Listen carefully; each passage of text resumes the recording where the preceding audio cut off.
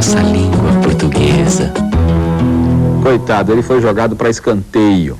Quem é que nunca usou, quem é que nunca ouviu essa expressão? Comum a beça. O que é que significa fulano foi jogado para escanteio? Foi posto de lado, foi descartado.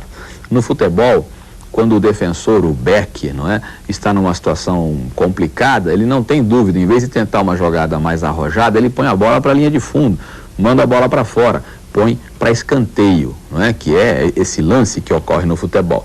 Então, essa expressão típica do futebol, do jargão futebolístico, entrou na vida comum das pessoas. Ou seja, muitas vezes determinadas expressões típicas de um certo assunto, o chamado jargão, acabam passando dos limites desse jargão, desse meio, e acabam entrando no convívio das pessoas no dia a dia. Acontece o mesmo com uma outra expressão também tirada do futebol, a expressão que dá nome a uma canção do Toquinho e do Vinícius, que você vai ouvir aí com o próprio Toquinho. Preste atenção, depois eu vou conversar com você, e aproveite também para pensar no uso da palavra onde, de quebra, aí a gente vai discutir isso também.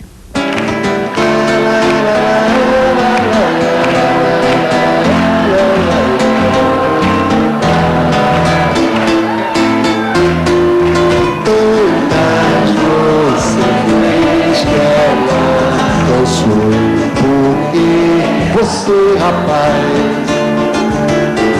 abusou da regra 3. Onde menos vai mais. A primeira vez é macho, mais vezes obrigar. É que os momentos felizes te deixaram raízes no seu. Pois é, a canção diz que o rapaz abusou da regra 3. E o que é a regra 3? No futebol, e o autor da letra é o Vinícius de Moraes, que gostava muito de futebol, uma vez vindo da Califórnia para o Brasil, deixando o posto diplomático lá, ele respondeu a um americano que não entendia por que ele estava trocando a Califórnia pelo Brasil. Ele respondeu perguntando: você sabe o que é ter uma jabuticabeira no quintal? Você sabe o que é ouvir um choro de pixinguinha? Você sabe o que é torcer pelo Botafogo? Pois bem, o Vinícius, que gostava muito de futebol, tirou de lá a expressão regra 3. É a regra número 3, a terceira das 17 regras do futebol. Essa regra 3 fala justamente da organização das equipes, dos jogadores que formam as equipes e dos que ficam no banco. Ou seja, a regra 3 fala das substituições. Você, rapaz, abusou da regra 3, você trocou demais, você substituiu muito a moça, você arrumou outras, você teve casos extraordinários aí e ela se cansou. Aliás, por falar em futebol, ela deu cartão vermelho, né, para o rapaz. O que é dar cartão vermelho? É expulsar, né? Deu cartão vermelho. Tamanho foi o abuso dele em relação à regra 3. Então é isso que significa a regra 3. E aproveitando aí o ensejo, o Vinícius usa a regra 3, onde menos vale mais. Onde é uma palavra que se consagrou no dia a dia equivocadamente. As pessoas usam onde em qualquer situação como uma espécie de cola-tudo, mas não é possível não. No padrão formal da língua, onde indica relação de lugar, lugar de verdade, lugar espacial, lugar físico. E regra não é lugar. Então não seria possível dizer uma época onde, uma situação onde, uma regra onde. E sim uma regra em que. A regra 3, em que. Você agora sobre uma coisa chamada elipse. Não se assuste não, não é aula de matemática. Em matemática também se usa esse termo. Em português também, em gramática também. O que é elipse? É a omissão de um termo que não se cita, mas que se subentende, que se pressupõe, não é? Por exemplo, quando se diz em poesia, uma canção belíssima do Edu Lobo e do Vinícius de Moraes, chamada Canto Triste, no final a letra diz: onde a minha namorada? Onde a minha namorada? Onde está? Onde anda a minha namorada? O verbo está subentendido aí. Isso se chama elipse. Há até quem diferencie a elipse em dois casos, divide em dois casos. Quando o termo já foi citado, quando o termo não foi citado. Quando se faz a omissão de um termo já citado anteriormente, costuma-se dizer que isso é zeugma. Então, zeugma seria a elipse, ou seja, a omissão de algo já citado anteriormente. Por exemplo, eu trabalho com fatos, você com boatos. Eu trabalho com fatos, você trabalha com boatos. O verbo trabalhar, citado inicialmente, omitido posteriormente, já houve então a citação, especificamente seria um caso de zeugma. Isso para quem prefere fazer a distinção, fazer a diferença. Eu quero que você ouça agora uma canção conhecidíssima do Caetano Veloso, chamada Tigresa, e que tente perceber qual é a elipse que o Caetano constrói aí no seu texto. Vamos lá. As garras da felina me marcaram o coração, mas as besteiras de menina que ela disse não. E eu corri para o violão num lamento, e amanhã nasceu azul. Como é bom poder tocar um instrumento. Você notou? As garras da felina me marcaram o coração, mas as besteiras de menina que ela disse, não. As besteiras de menina que ela disse não me marcaram o coração. O verbo marcar está subentendido, não é necessário repeti-lo. Note aí que há uma vírgula para marcar a omissão do verbo. As besteiras de menina que ela disse, vírgula não. Essa vírgula indica a omissão do verbo, o verbo que foi citado e que está subentendido. É super fácil perceber que o verbo está lá.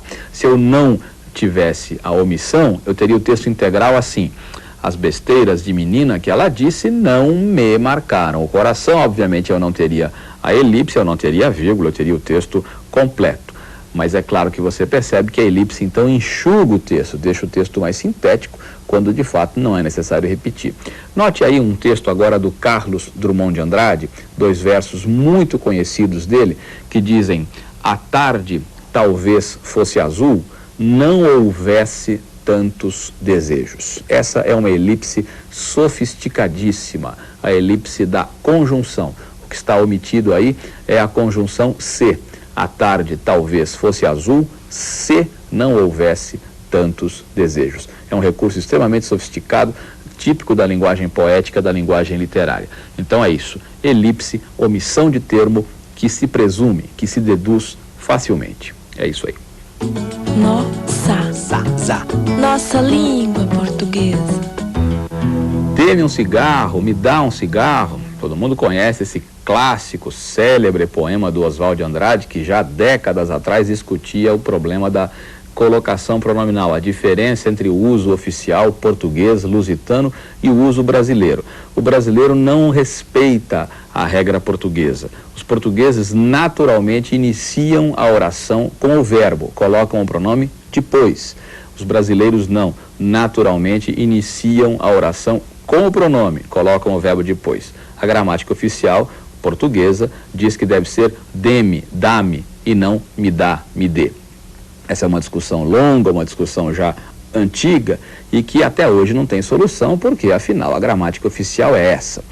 O professor Mário Barreto diz nos seus estudos que o brasileiro só coloca o pronome oblíquo depois do verbo quando está nervoso, quando dá ordem intempestiva, quando é quase violento. Ele diz: ponha-se daqui para fora, limite-se às suas funções, cale-se. O brasileiro usa aí o pronome depois do verbo nervoso, agitado, inquieto. Naturalmente não, ele não faz isso. Note aí o que acontece com 2 canções que você vai ouvir, uma com o Guilherme Arantes, outra com o Gilberto Gil. Note a diferença no emprego do pronome, depois eu vou conversar com você.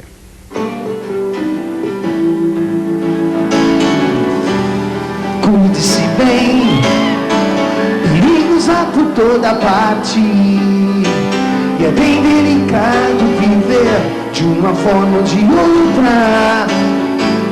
É uma arte, como tudo. Se oriente, rapaz, pela constelação do Cruzeiro do Sul.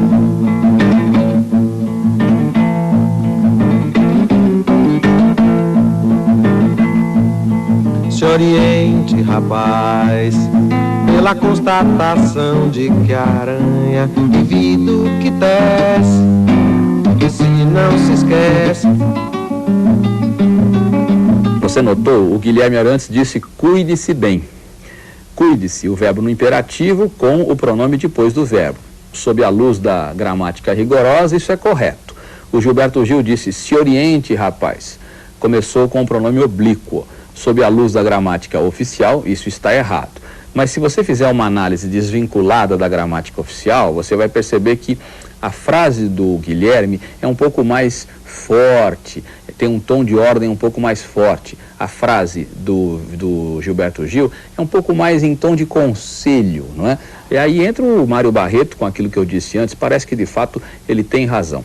Oficialmente está certo Guilherme Arantes, errado Gilberto Gil.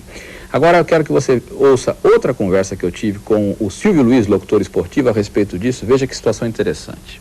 Silvio, você diria naturalmente, se salva o Guarani ou salva-se o Guarani? Se salva o Guarani.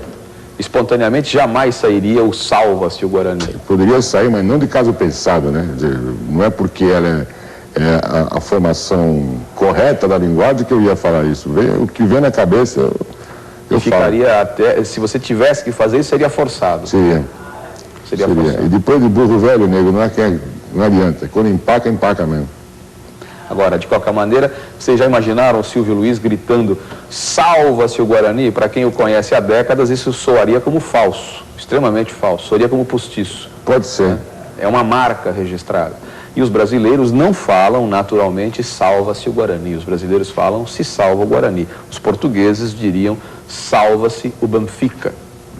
Eles têm a responsabilidade da língua mãe. Certo. Olha o Casão na casa do Corinthians, pode bater agora, olho no lance, não chega, chegou na rebarba, vai tentar travar por baixo ali, Elias, se salva o Corinthians. Esse se salva o Corinthians do Silvio Luiz é impagável. Você já pensou o Silvio Luiz gritando numa situação dessas, salva-se o Corinthians? Ficaria uma coisa estranhíssima, pareceria até uma coisa artificial. Não é hábito brasileiro isso, realmente não é hábito. Nas situações em que a coisa é espontânea, sai do jeitinho que o Silvio Luiz fala, se salva.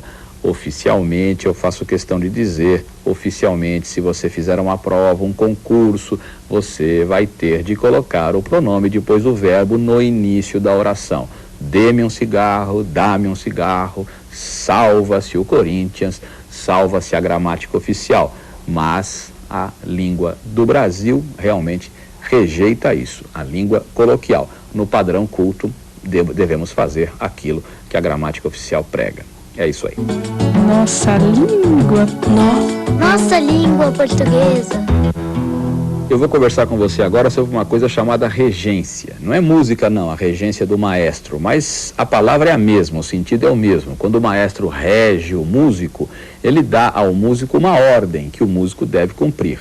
Na gramática acontece a mesma coisa. Quem gosta, gosta de. É como se o verbo gostar desse uma ordem para a preposição de e ela começasse a tocar ali. Regência é o mecanismo de relação entre duas palavras. Estuda-se, por exemplo, a regência verbal, a regência do verbo em relação aos seus complementos. Se há, se não há preposição e que preposição usar, por exemplo. Há uma discordância muito grande, uma divergência muito grande entre a regência culta e a regência popular. Por exemplo, no dia a dia as pessoas dizem eu fui no cinema. A gramática ensina que quem vai, vaiar e não em. Ao pé da letra, eu fui no cinema, significa que eu entrei no cinema, fechei a porta, liguei o motor, engatei a primeira e fui. Né? O cinema virou meio de transporte.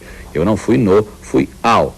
Né? Do mesmo jeito que ninguém disse, ele foi ao Monza ou ele foi ao Santana, e sim, ele foi no Monza, ele foi no Santana, usando o Monza e o Santana, que são automóveis, como meio de transporte.